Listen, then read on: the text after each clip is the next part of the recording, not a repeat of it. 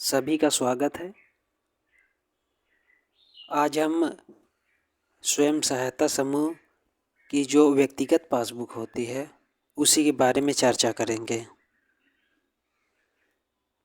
आप ये प्रथम पृष्ठ देख रहे हैं जिसमें स्वयं सहायता समूह लिखा हुआ है। इसके बाद एक ये फिगर बना हुआ है। मीटिंग कभी भी की जाती है समूह की तो वो इसी तरह की जाती है, गोले में बैठ करके। और इस बैठक में सभी महिलाएं देखिए व्यक्तिगत पासबुक लेकर के आई हैं। थोड़ा कलर चेंज कर ले। व्यक्तिगत पासबुक लेकर के आई हैं। जो भी 50 रुपये जमा करती हैं या कोई ऋण लेती हैं तो वह इसी पुस्तक में दर्ज करवा लेती हैं। ये बक्सा रखा हुआ है। जितनी भी बचत इकट्ठा होती है वो इसी बक्से में रख दी जाती है ताकि पैसा सुरक्षित रहे और उसे बैंक में जमा किया जा सके। इसके बाद सदस्य व्यक्तिगत पासबुक।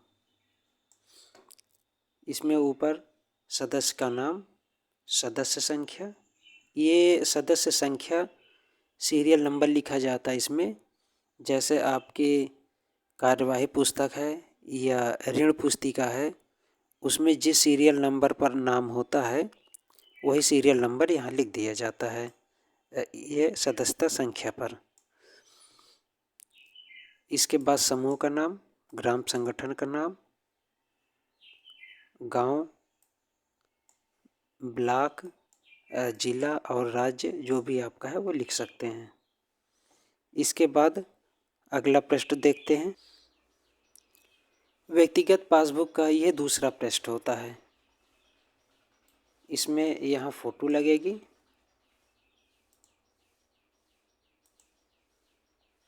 इसके बाद समूह में प्रवेश की तिथि लिखी जाएगी।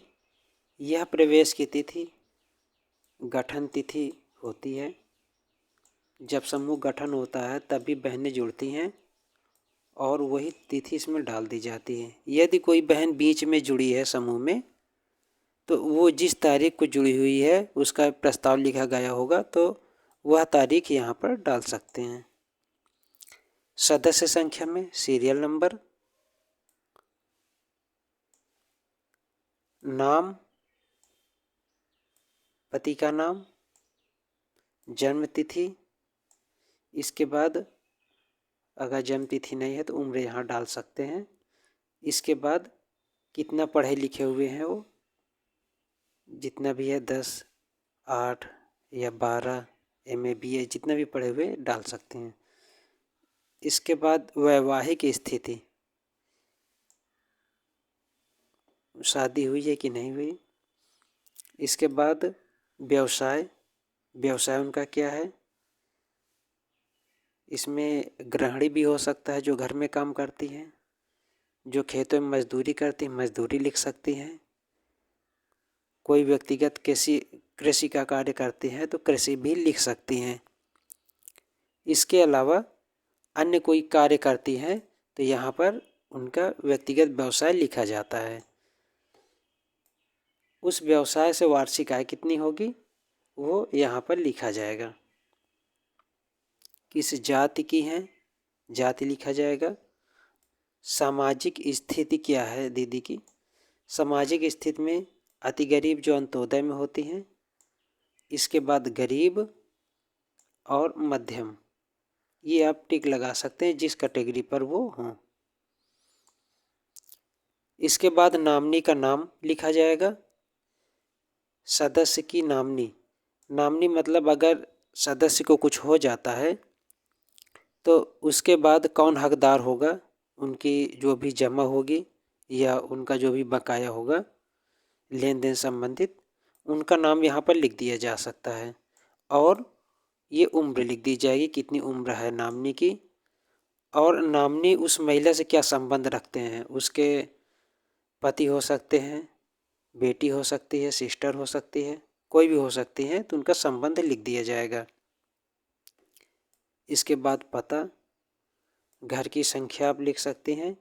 घर की संख्या में टोला, मोहल्ला, गांव, जिला, ये सब कुछ लिख सकते हैं। और घर की संख्या अगर आप नहीं जानती हैं तो वोटर लिस्ट में या पहचान पत्र में लिखी होती है, जिसमें से निर्वाचन पत्र जो होता है, निर्वाचन वाले लेटर में ये लिखा होता है, जिसको पहचान पत्र बोलते हैं। इस प्रकार ये सदस्य के हस्ताक्षर यहाँ पर हो जाएंगे कि ये जानकारी इनके अनुसार सही है। इसके बाद जो मेन होता है अगला पृष्ठ, उस पर हम चलते हैं। ये अगला पृष्ठ है। इसमें बचत का विवरण लिखते हैं हम। 1 मिनट। हाँ, इसमें बचत का विवरण लिखते हैं। ठीक, ये बचत का विवरण, जैसे कोई दीदी बैठक में आती है या बैठक की जाती है तो यहाँ डेट डाल दी जाती है कि इस तारीख को बैठक हुई। इसके बाद बचत लिख दी जाती है, जो भी 50 रुपये जमा करती हैं, जैसे कि 3/2/22 को बैठक हो गई। इसके बाद बचत 50 रुपये लिख दिया गया।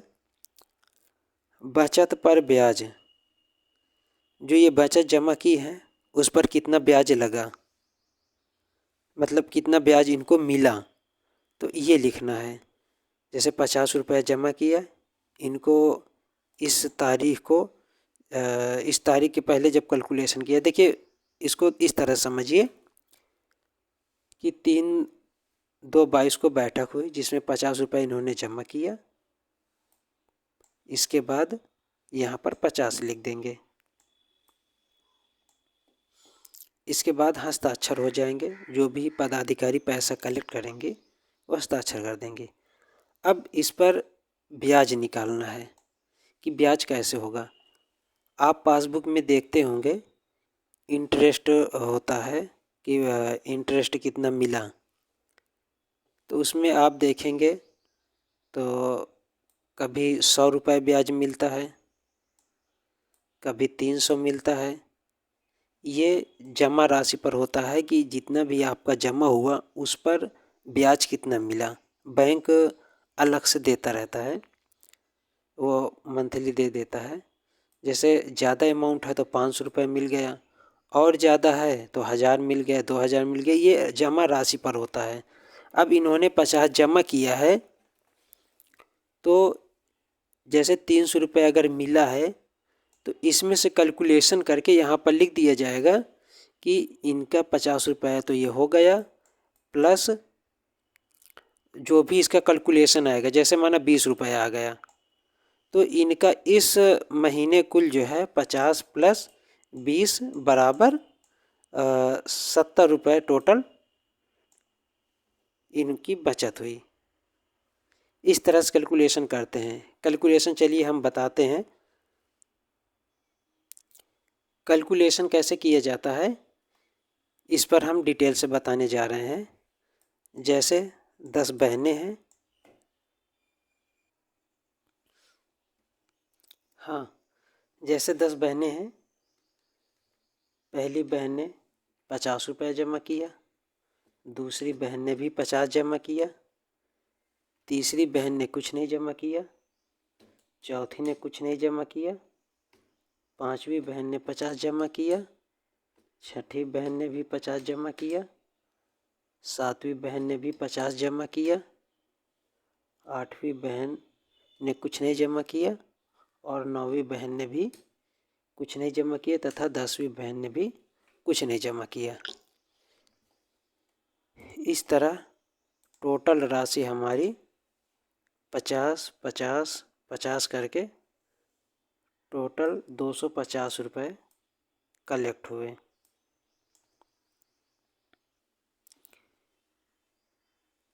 ₹250 कलेक्ट हुए, और इस महीने का हमारा ब्याज 500 रुपये आया। अब इन दीदियों को कोई भी पैसा नहीं मिलेगा, इनका नाम कट हो जाएगा, क्योंकि जिन्होंने जमा किया है उन्हीं को सिर्फ ब्याज दिया जाएगा। अब कैसे दिया जाएगा? 500 रुपये ये ब्याज आया आपका,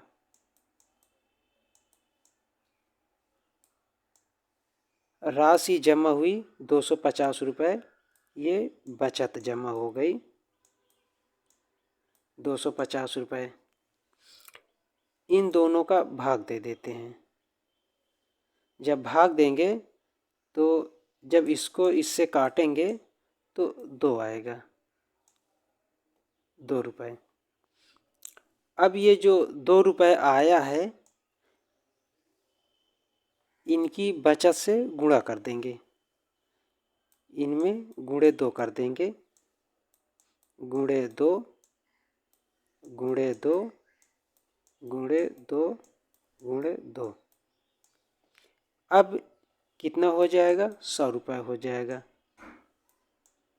प्रत्येक दीदी का 100 रुपये हो जाएगा।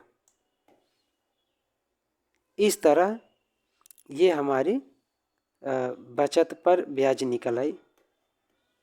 इन्हीं दीदियों को 100 रुपये मिल गया। इन दीदियों ने नहीं जमा किया था तो इनको छोड़ दिया गया है, क्योंकि जब ये बचत नहीं जमा करेंगी तो किस चीज़ का ब्याज इनको नहीं मिलेगा। अब जो अब पेज पर आते हैं हम। हाँ, इस पर आते हैं तो यहाँ पर तिथि लिख देंगे, यहाँ पर बचत लिख दिया। अब इनका ये अगर पैसा जमा की थी तो इनका बचत पर ब्याज लिख दिया और कुल इनकी बचत उस महीने 100 रुपये हुई और यहाँ पर पदाधिकारियों के हस्ताक्षर हो गए। इस तरह करके ब्याज निकाल सकते हैं। अब अगले पेज पर चलते हैं। यह व्यक्तिगत ऋण विवरण होता है, ये भी पासबुक में रहता है, पीछे की तरफ पन्नों में होता है। तो हम पहले पृष्ठ पर बचत लिखना सीख गए और इस पर व्यक्तिगत ऋण, कोई दीदी अगर समूह से ऋण लेती है तो वो किस प्रकार भरा जाएगा इसकी चर्चा करते हैं। सबसे पहले कुल ऋण राशि दीदी ने कितनी ली है। जैसे कोई दीदी समूह से 50,000 रुपये ली हैं, या 5,000 मानकर चलते हैं, कैलकुलेशन थोड़ा आसानी होगी। इसके बाद उन्होंने किस लिए ली है? जैसे दुकान के लिए,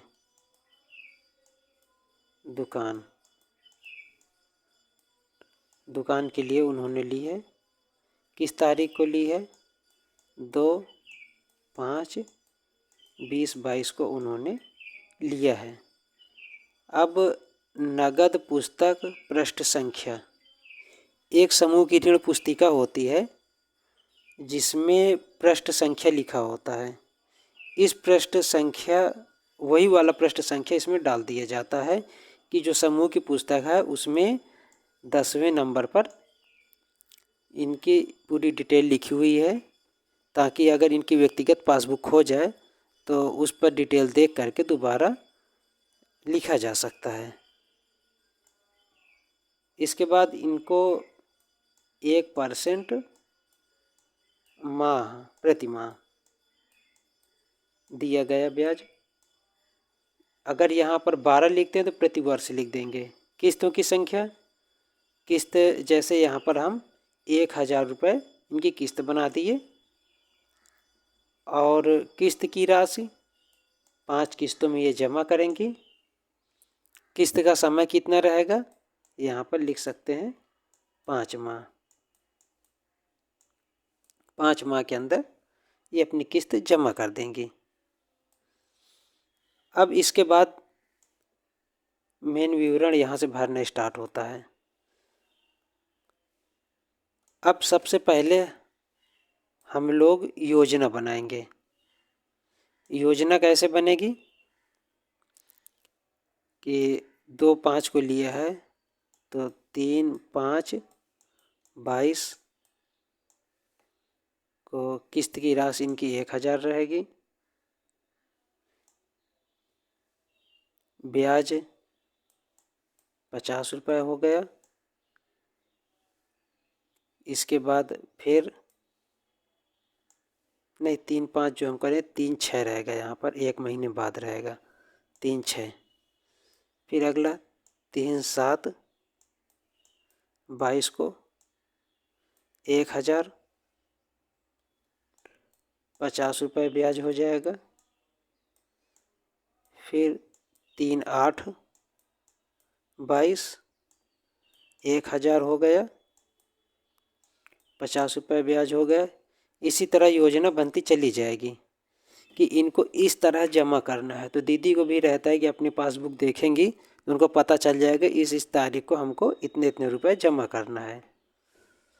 अब ये मांग है, तो पहले महीना की मांग क्या रहेगी कि 1000 रुपये चाहिए और 50 रुपये ब्याज चाहिए। इसके बाद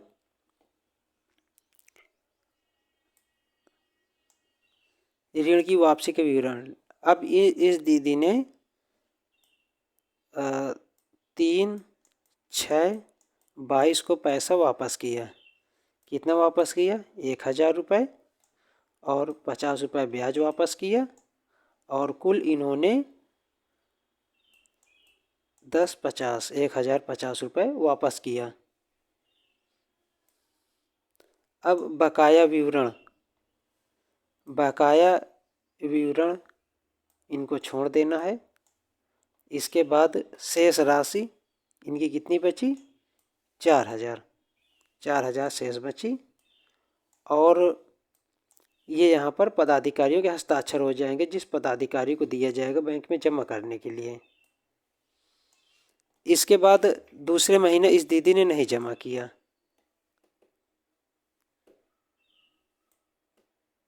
जो मांग की गई थी हमारी, जो बकाया के साथ जो मांग थी, ये यहाँ पर लिख देंगे कि हमारी जो मांग थी 1000 ये थी और 50 रुपये ब्याज थी, लेकिन दीदी ने कुछ नहीं जमा किया। जब कुछ नहीं जमा करेंगी तो किस्त का बकाया कितना हो जाएगा? बकाया विवरण हमारा जो है 1000 यहाँ पर बकाया हो जाएगा प्लस ब्याज हो जाएगा, टोटल 4000 शेष ऋण रहेगा। पदाधिकारी के हस्ताक्षर हो जाएंगे। इसके बाद फिर दीदी ने जो है, अब यहाँ पर देखिए माँ, अब हमारी बकाया के साथ मांग क्या रहेगी? यहाँ पर 1000 पिछला और 1000 इसका, तो 2000 रुपये दीदी से हम मांग करेंगे, और उसका ब्याज जो है 100 रुपये हम मांगेंगे। अब यहाँ पर दीदी वापस कितना करेगी? 2000 जैसे उसने दिया और 100 रुपये ब्याज दिया। जब 100 रुपये ब्याज देंगी तो यहाँ पर 2100 रुपये हो जाएगा। 1 मिनट, ये दिनांक में लिख दिया हमने। यहाँ पर दिनांक डेट डाल दी जाएगी। यहाँ पर हो जाएगा 2000 और यहाँ पर हो जाएगा 100 रुपये ब्याज, और कुल टोटल 2100 रुपये दीदी ने वापस किया।